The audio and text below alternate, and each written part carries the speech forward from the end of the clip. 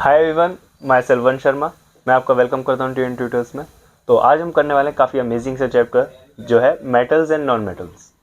तो वो ये जो चैप्टर है आपका काफ़ी स्कोरिंग भी है और इंटरेस्टिंग भी है। ठीक है, तो बिना किसी देरी के हम स्टार्ट करते हैं। तो मेटल्स एंड नॉन मेटल्स, तो मतलब इसके बारे में हम मेटल्स और जो नॉन मेटल्स आपके जितने भी एलिमेंट्स होते हैं, ठीक है, तो उनके बारे में हम पढ़ेंगे।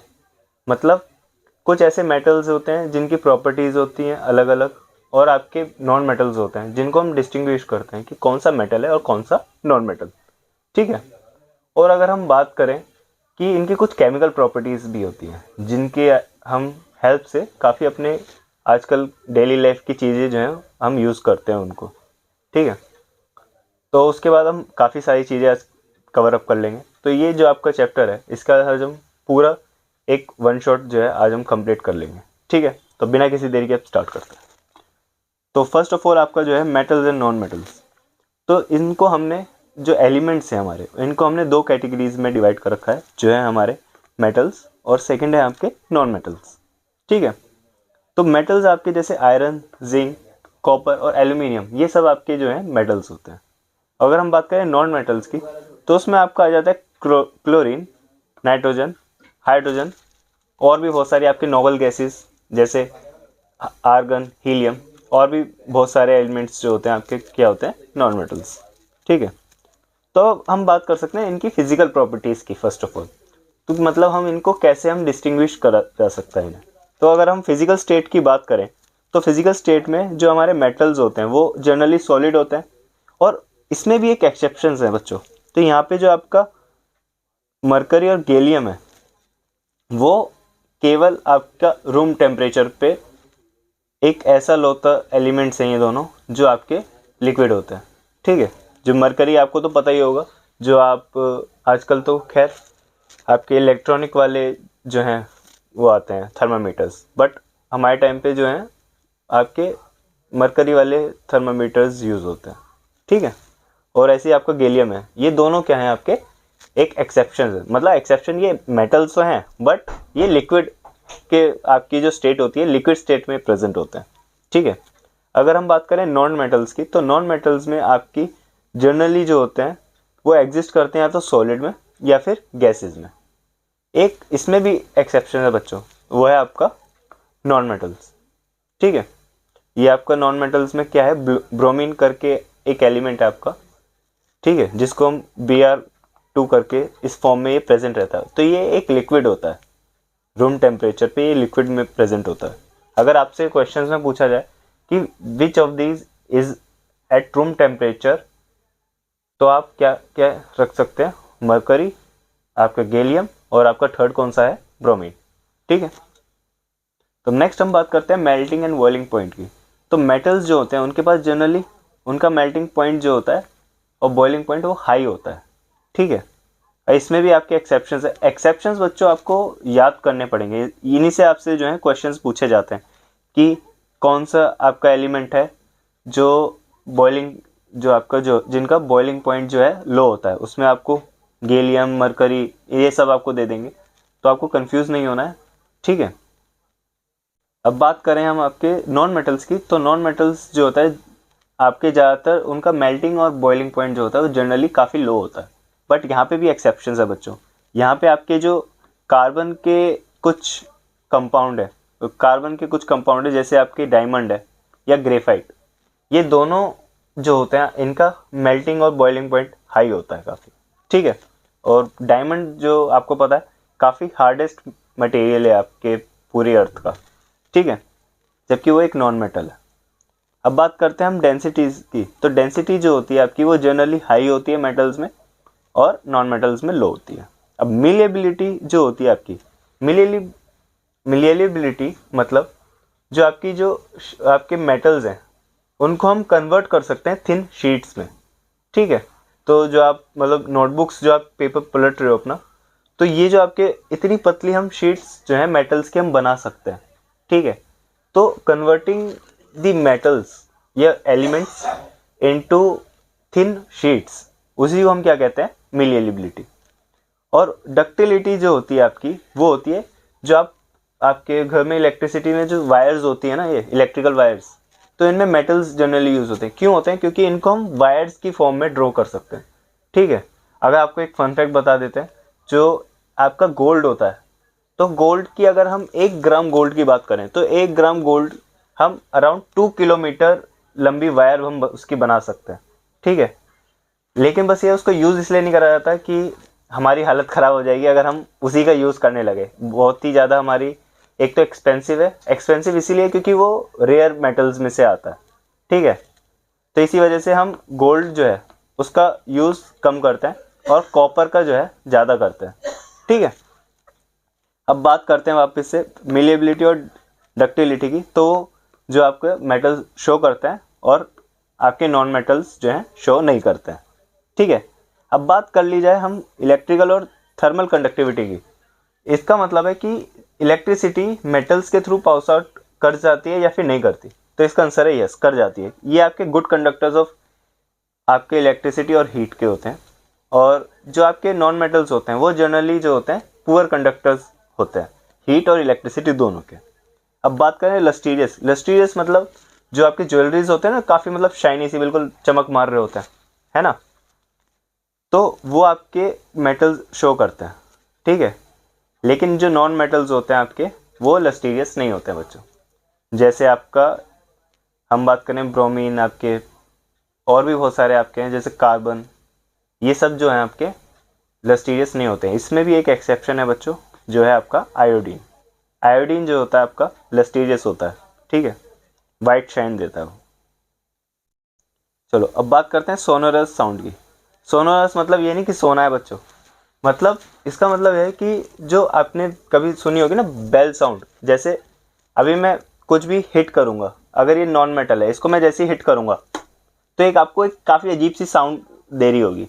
बट अगर मैं इसी की जगह ये अगर मेटल का होता तो इस पर एक काफ़ी फाइन ट्यून सी आपको एक साउंड जो है मिलती। तो ये जो फाइन ट्यून सी जो साउंड है, ये आपके कानों में चुभती नहीं है। ठीक है, तो ये जो प्रॉपर्टी होती है ये आपके मेटल्स के अंदर होती है और आपके जो नॉन मेटल्स होते हैं उसके अंदर ये नहीं होती है प्रॉपर्टी। ठीक है, तभी आपने देखो जो आपके मंदिरों में जो होते हैं बेल्स होती हैं, स्कूल बेल्स भी अगर हम बात करें तो स्कूल बेल्स में भी ज़्यादातर मेटल्स का यूज़ होता है। ठीक है, अब बात कर ली जाए हार्डनेस की। तो मेटल्स जो हैं जनरली हार्ड होते हैं, बट यहाँ पे भी एक्सेप्शंस है। तो वो है आपके सोडियम और पोटेशियम।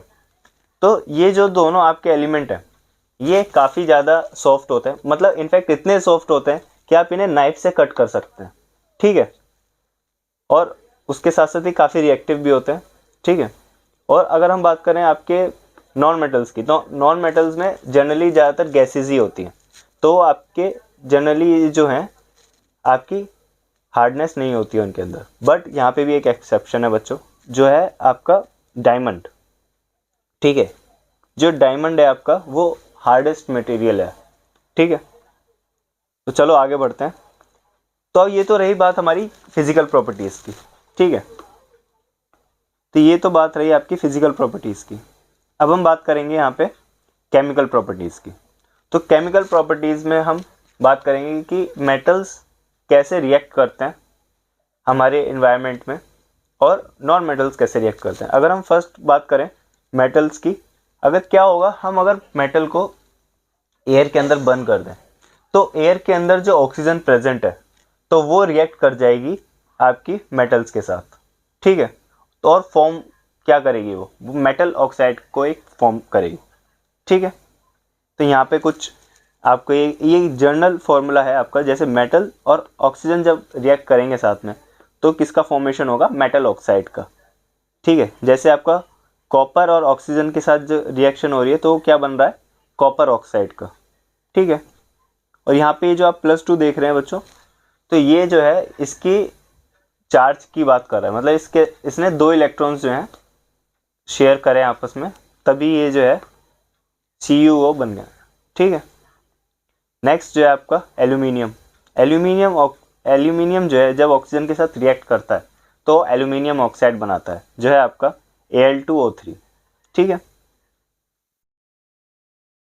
आगे बढ़ते हैं चलो। तो ये तो रही हमारी मेटल्स की बात, ठीक है।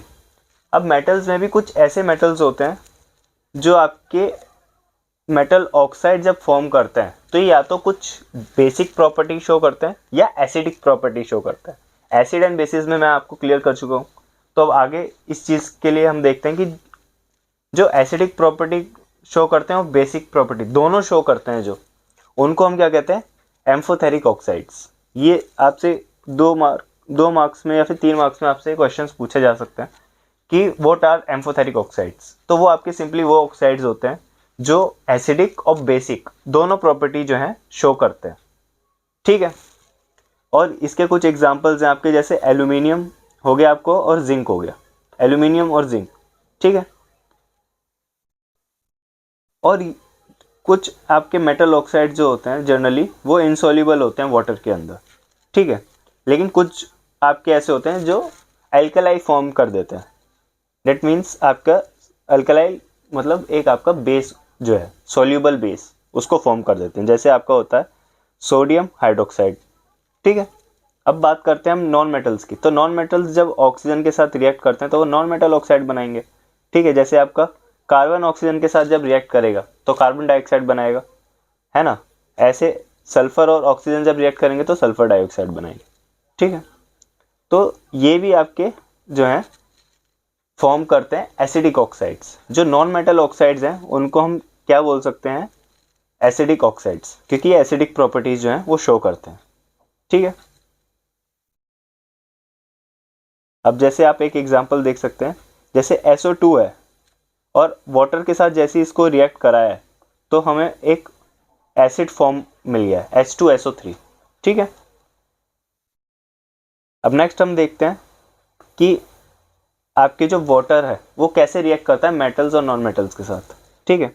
तो मेटल्स के साथ क्या होता है बच्चों, ये जो वाटर है जैसी मेटल्स के साथ रिएक्ट करता है तो ये आपका मेटल हाइड्रोक्साइड जो है वो फॉर्म कर देता है, ठीक है।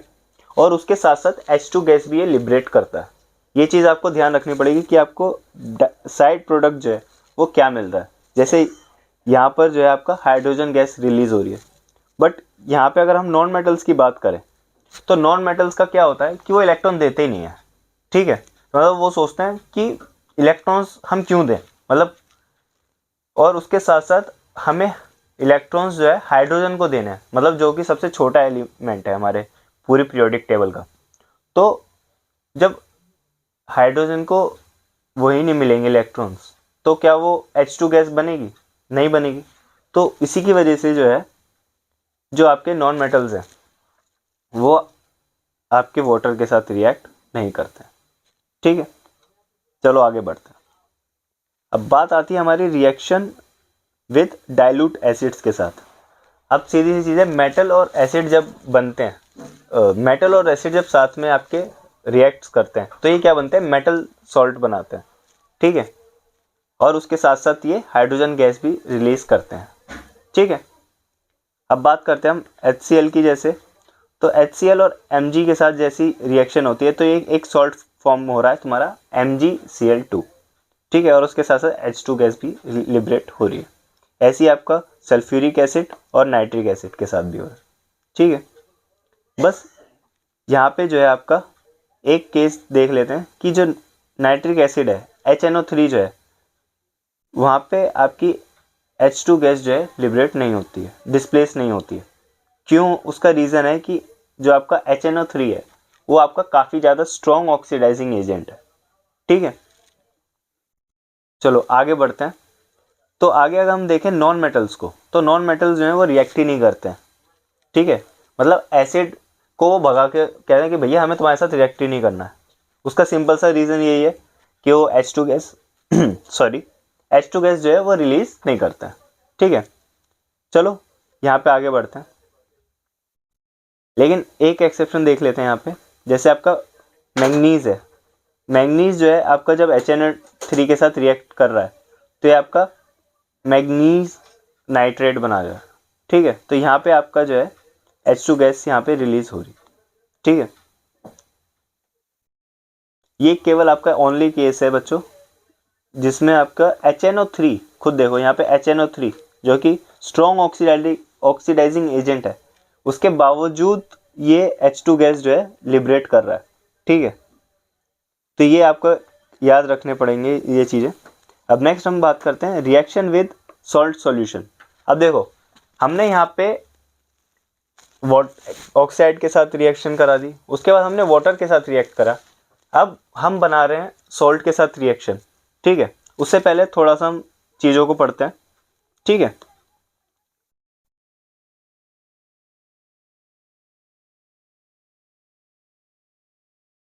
अब यहाँ पे बच्चों आते हैं हमारा, जैसे मेटल ए है वो रिएक्ट कर रहा है किसी सॉल्यूशन बी के साथ, तो जो आपका सॉल्ट बनेगा वो किस सॉल्यूशन का बनेगा, सॉल्ट ए का। मतलब आपको यहाँ पे डिस्प्लेसमेंट रिएक्शन हो जाती है बच्चों। अब यहाँ पे हम पढ़ते हैं रिएक्टिविटी सीरीज के बारे में, ठीक है।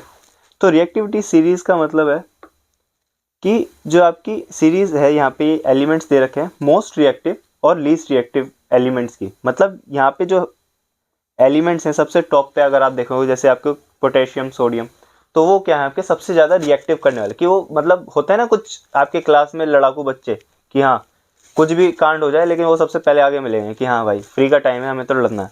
तो ये वो लड़ाकू बच्चे। और ये हैं कुछ लीस्ट रिएक्टिव वाले, जो कुछ भी हो रहा है दुनियादारी में हम तो बैठे हुए हैं मौज मार रहे हैं, तो ये उनमें से हैं। जैसे आपके मरकरी, सिल्वर और गोल्ड, और बीच के बच्चे आप लोगों की तरह जो मज़े लेते हैं, ठीक है। तो चलो आगे बढ़ते हैं। यहाँ पे जो आपके मोस्ट रिएक्टिव एलिमेंट्स हैं वो किसको डिस्प्लेस कर देते हैं, लीस्ट रिएक्टिव वाले को। अब खुद सोचो, कोई कमज़ोर सा बच्चा है ना, तुम्हारे जैसा कोई कमज़ोर सा बच्चा है, तो उसको कोई अगर आएगा बजाने के लिए तो क्या वो पिट जाएगा, बिल्कुल। लेकिन अगर उसी की जगह तुम बिल्कुल ताकतवर से हो, इमेजिनरी केस लेते हैं, अगर तुम बिल्कुल ताकतवर हो और सामने वाला टिंगू सा है, तो वो तुम्हें हाथ तक भी नहीं लगाएगा, है ना। तो ये है तुम्हारा मोस्ट रिएक्टिव वाला केस और लीस्ट रिएक्टिव वाला केस, ठीक है। तो लीस्ट रिएक्टिव वाला जो है मोस्ट रिएक्टिव वाले को डिस्प्लेस नहीं कर सकता है, जबकि जो मोस्ट रिएक्टिव वाला है वो लीस्ट वाले को कहेगा कि भाई तू साइड हट, तू तो लीस्ट है, सबसे नीचे वाला है, तू हट, मेरे को ऊपर आने दे, ठीक है। तो यहाँ पे हम आगे देखते हैं इनकी कुछ रिएक्शंस, ठीक है। यहाँ पे जैसे आपका CuSO4 जिंक के साथ रिएक्ट हो रहा है, तो CuSO4 अगर आप देखोगे तो यहाँ पे कॉपर देखो कहाँ पर है और जिंक देखो कहाँ पर है।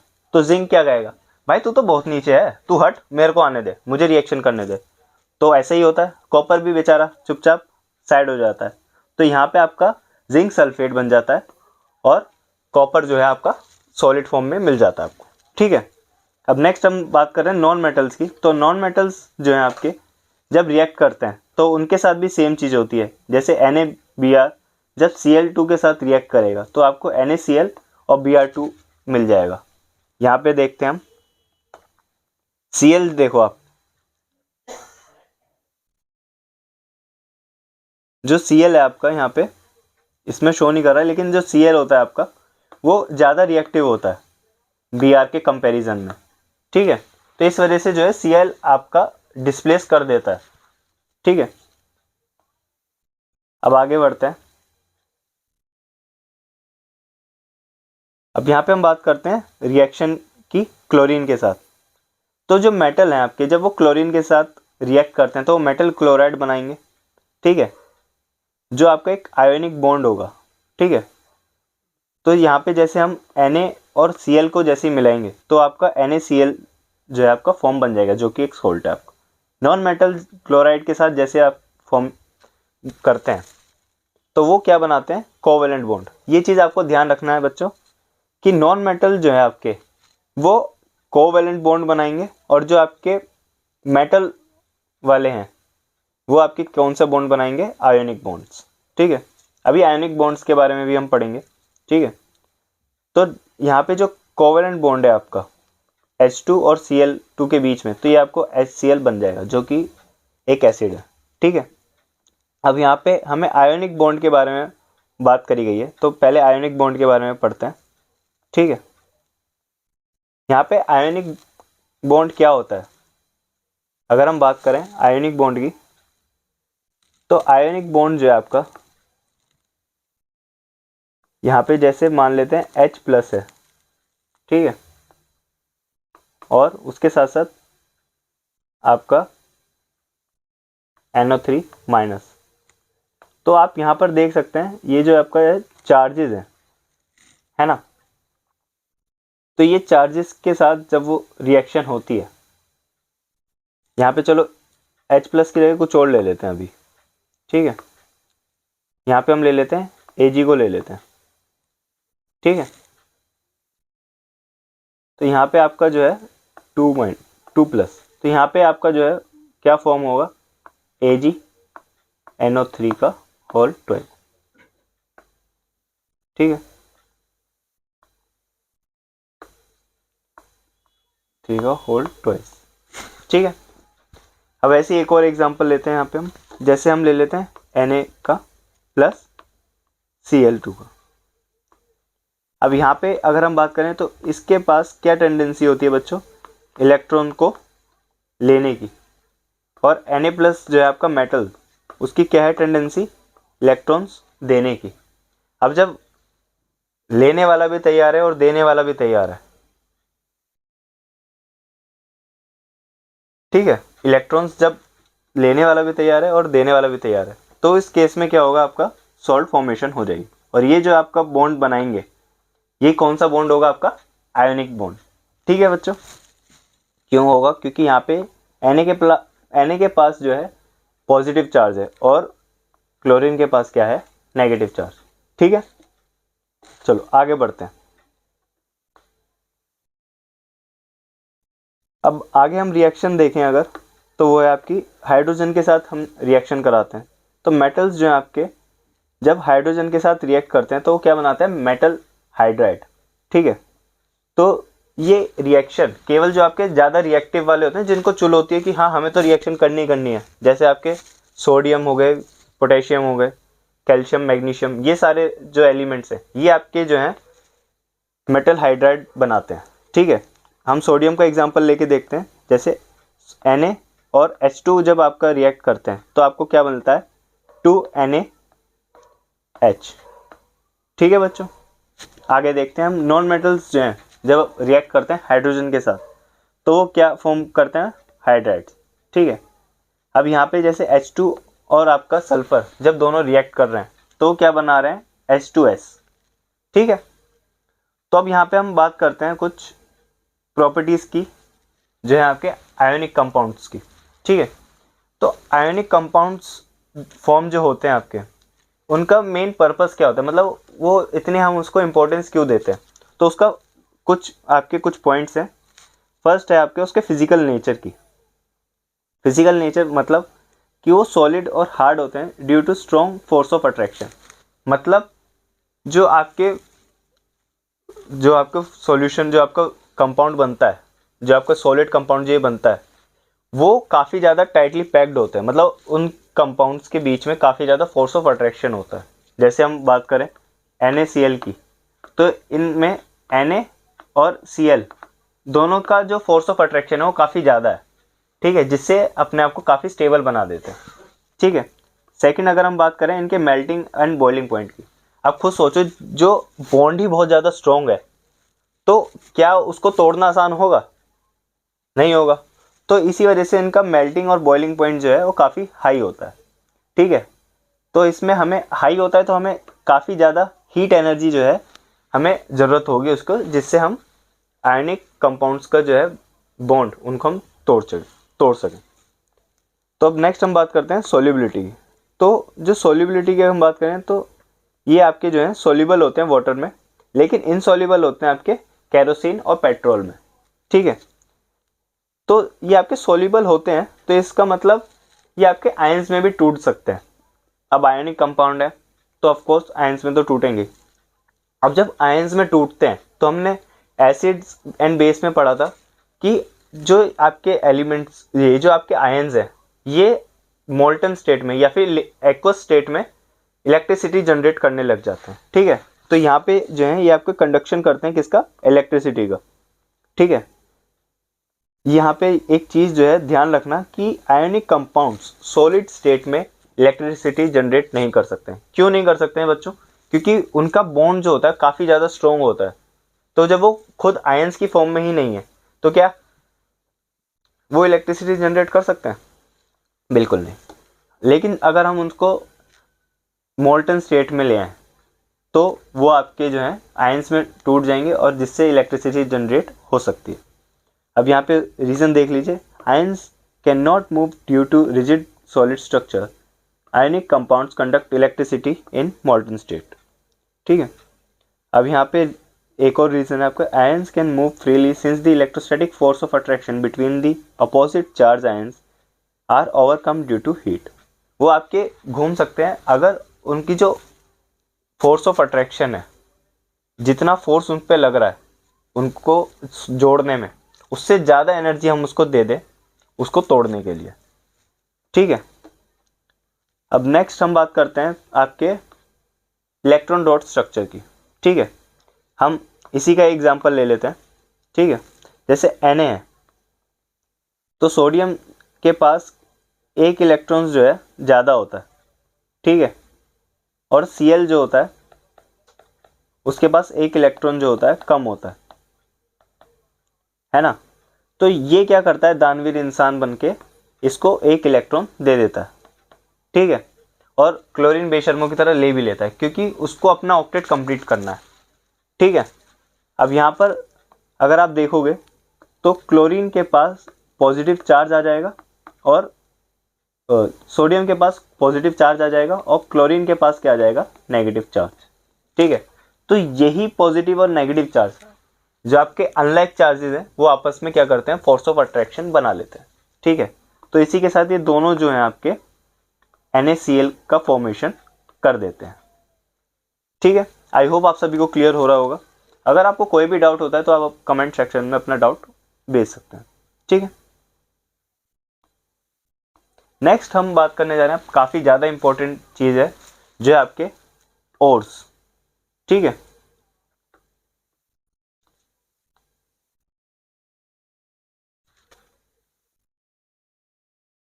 यहाँ पे आप देख सकते हैं बच्चों किस तरीके से जो है आपकी रिएक्शन होती है। जैसे Na है उसकी टेंडेंसी है इलेक्ट्रॉन देने की। क्यों देता है वो एक इलेक्ट्रॉन, क्योंकि उसको भी अपना ऑक्टेट कंप्लीट करना है। एक इलेक्ट्रॉन देगा तो उसका जो नेक्स्ट उसका वो है उससे पहले वाला उसका ऑर्बिट, उस शेल में सब शेल में उसके 8 इलेक्ट्रॉन पहले से ही पूरे हैं तो वो वहाँ पे अपना स्टेबल फॉर्म कर सकता है। और क्लोरीन उसको एक इलेक्ट्रॉन मिलता ही उसके भी 8 इलेक्ट्रॉन्स कंप्लीट हो जाएंगे तो उसका भी ऑक्टेट पूरा होता ही आपका वो क्लोरीन जो है नेगेटिव आयन बन जाएगा। ठीक है, अब यहाँ पे एक चीज़ ध्यान रखना बच्चों कि यहाँ पे जो आपका सोडियम है इसके पास पॉजिटिव चार्ज है तो ये आपका क्या बनता है, कैटायन। एग्जाम में बहुत ज़्यादा बार पूछा जाता है कि कौन सा कैटायन है और कौन सा एनायन, आपके MCQs में भी पूछ सकते हैं। ठीक है, तो इस चीज़ का ध्यान रखना। और जो नेगेटिव चार्ज है उसको हम क्या कहते हैं, एनायन। ठीक है, अब यहाँ पे आगे बढ़ते हैं हम। ठीक है, जैसे आपको ये आपने NaCl का एग्जाम्पल ले लिया, अब यहाँ पे हम ले लेते हैं मैग्नीशियम क्लोराइड का। ठीक है, जैसे Mg है उसकी टेंडेंसी है 2 इलेक्ट्रॉन्स को निकालने की तो यहाँ पे एक इलेक्ट्रॉन तो एक क्लोरीन ले लेगा।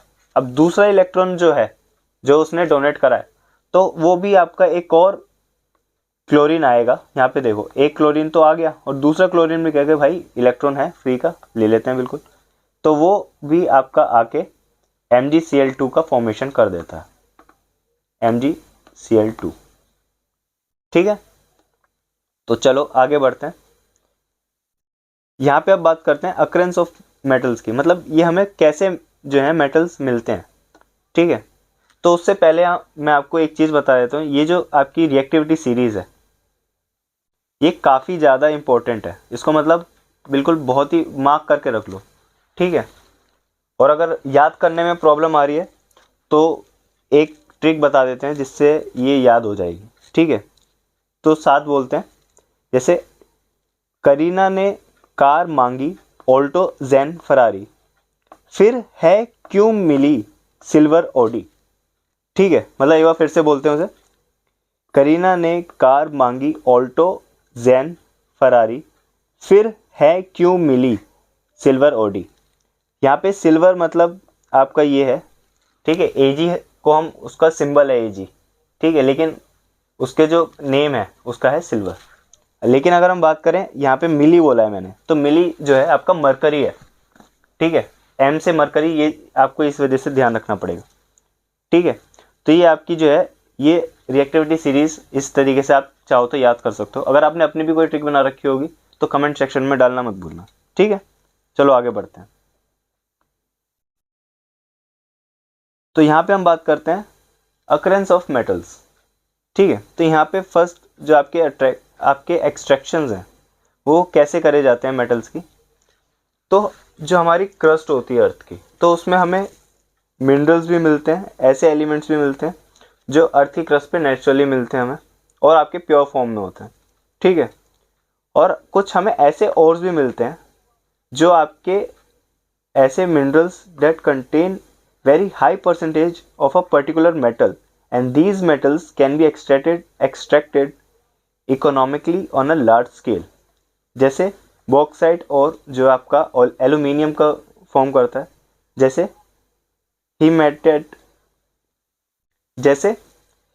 हीमेटाइट, जो आपका आयरन के लिए फॉर्म होता है, ठीक है। तो यहाँ पे ये आपके ओर्स के नाम है, ठीक है, जो आपको ऐसे ऐसे मेटल्स देते हैं, ठीक है। अब यहाँ पे जो ओर्स हैं उनसे जब हम एक्सट्रैक्ट करते हैं मेटल्स को, तो कैसे करते हैं वो भी आपके हमने 3 पार्ट्स में उसे डिवाइड कर रखा है। फर्स्ट है जिसमें जो आपके हाई रिएक्टिविटी मेटल्स होते हैं, सेकंड आपके मीडियम जो रिएक्टिविटी होते हैं, और थर्ड जो आपके लो रिएक्टिविटी वाले सीरीज में होते हैं, ठीक है। तो एक एक करके सभी को पढ़ते हैं। तो फर्स्ट हम बात करते हैं लो रिएक्टिविटी वाले को। तो लो रिएक्टिविटी वाले में हम क्या करते हैं, ज़्यादातर हमें सल्फाइड ओर्स मिलते हैं, ठीक है, जिनको हम जो है रोस्ट करते हैं। अब यहाँ पे रोस्टिंग ये नहीं जो अब ये स्टैंड अप कॉमेडी आजकल हो रही है, नहीं, वहाँ पे मत जाओ। रोस्टिंग का मीन्स है कि हम उसको हीट कर रहे हैं एयर की प्रेजेंस में, ठीक है। और नेक्स्ट है आपका कैल्किनेशन।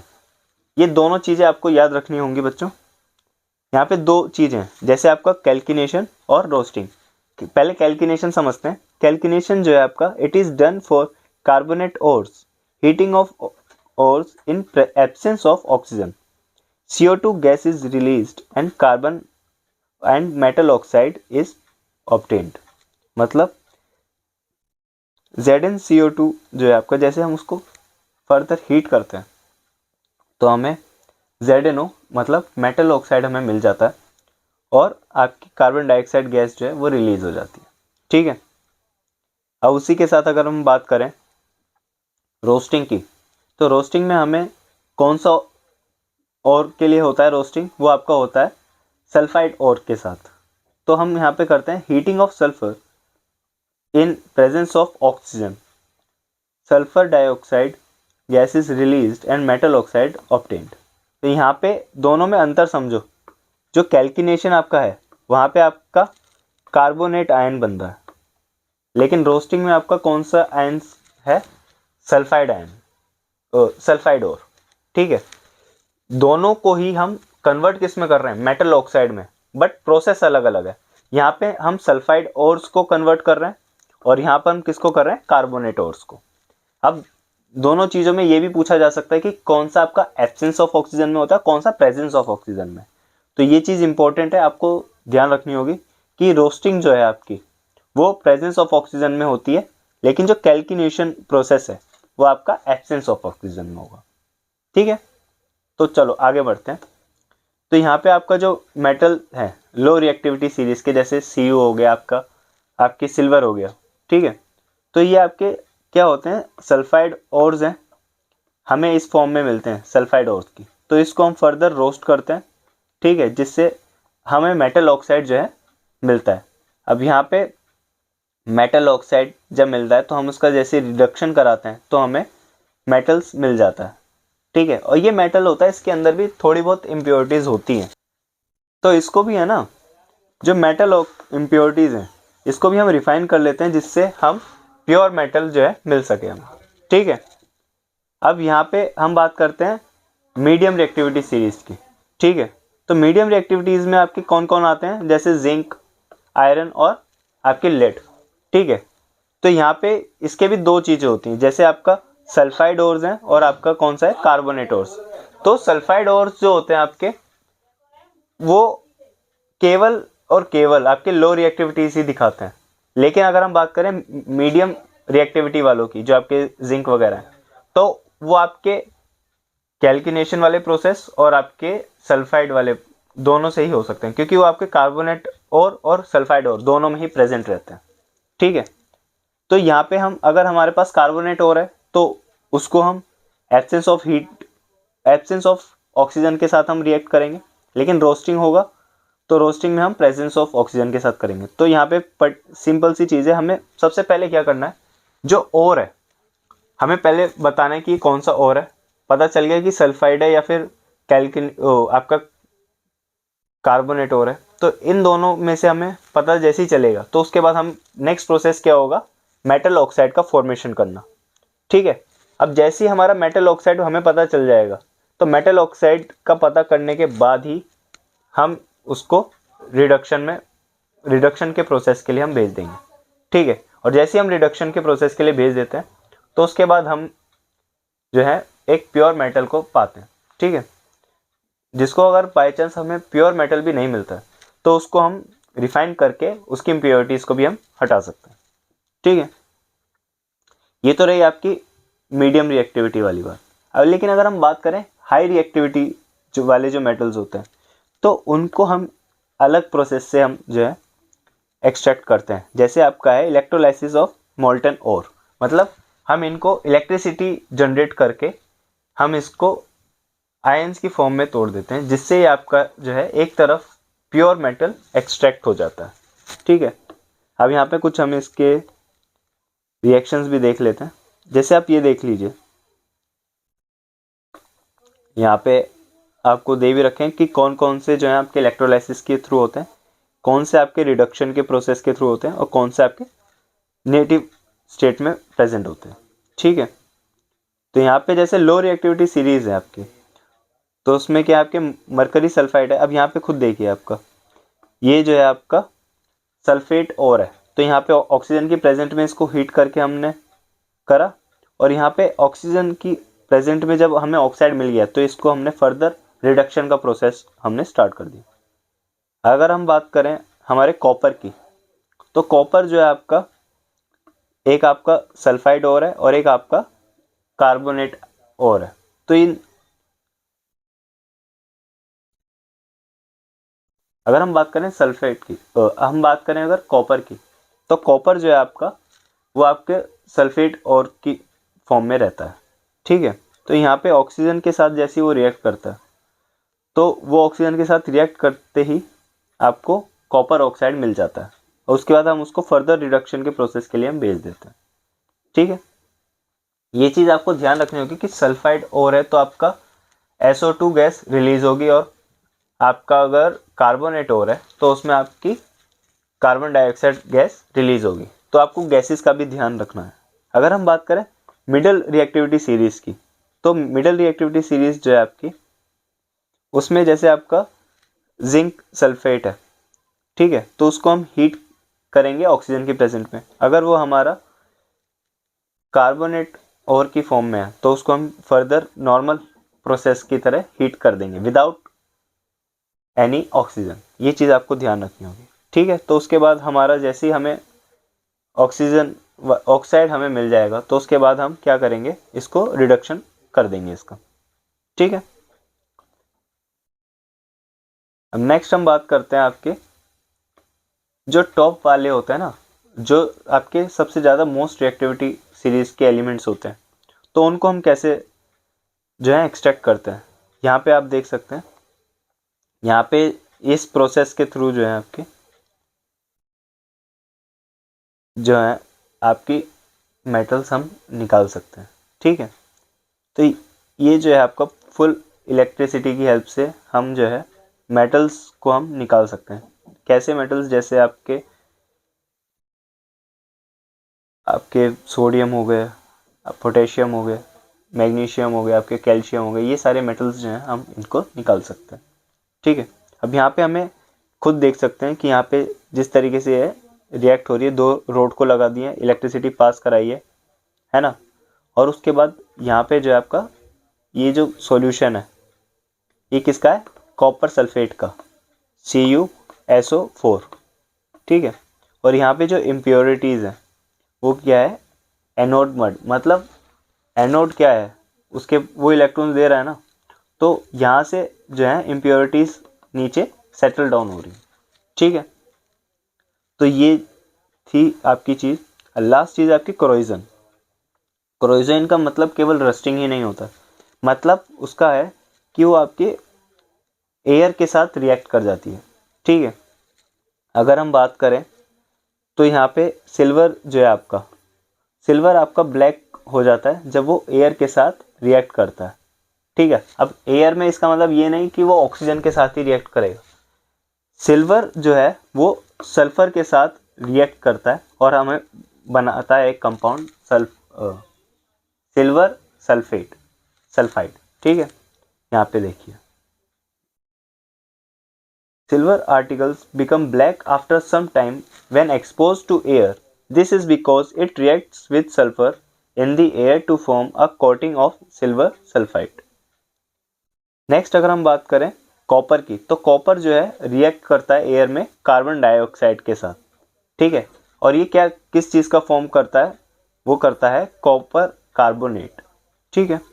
नेक्स्ट हम बात करते हैं अगर आयरन की, तो आयरन जो है आपका एयर के साथ रिएक्ट करके किस चीज़ की फॉर्म कर देता है, आयरन ऑक्साइड की, ठीक है, जो आपकी कोटिंग कर देता है, एक ब्राउनिश कलर का आपका एक होता है, ठीक है, जिसको हम क्या कहते हैं, रस्ट भी कह देते हैं, ठीक है।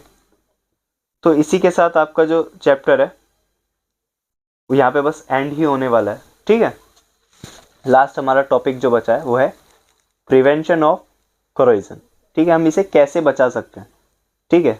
तो जैसे आपका रस्टिंग है आयरन की, उसको हम बचा सकते हैं, जैसे पेंट कर दिया, उसके अंदर ऑयलिंग और ग्रीसिंग कर दिया, ठीक है, या क्रोम की प्लेटिंग करा दी, मतलब सीधा सीधा उसको एयर से बचाना है। तो मतलब मान लो ये आपका एक मेटल है, ठीक है, तो ये जो मेटल है इसको मैं कोटिंग कर दूं इसकी बाहर से, जिससे ये एयर के साथ इसका कनेक्शन ही टूट जाए पूरा, तो क्या ये एयर के साथ रिएक्ट कर पाएगा, नहीं कर पाएगा। तो सेम चीज़ जो है यहाँ पे हमें करनी होती है, ठीक है। तो इसी के साथ बच्चों आपका जो है चैप्टर यहाँ पे ख़त्म होता है, ठीक है। ये कुछ आपके एनसीईआरटी के क्वेश्चंस हैं जिनको आपको ट्राई करना है, ठीक है। तो अगर आपको ये चैप्टर पसंद आया तो बहुत अच्छी बात है, हम ऐसी वन शॉट सीरीज़ अभी हमारी जो है आगे आने वाली है, और आगे और भी चैप्टर्स के हम वन शॉट लाएंगे, और PYQ सीरीज़ भी बहुत जल्द आने वाली है, तो बने रहिएगा हमारे साथ, और मिलते हैं हम आपसे बिल्कुल नेक्स्ट बिल्कुल लेटेस्ट वाली वन शॉट में। तब तक के लिए बाय बाय।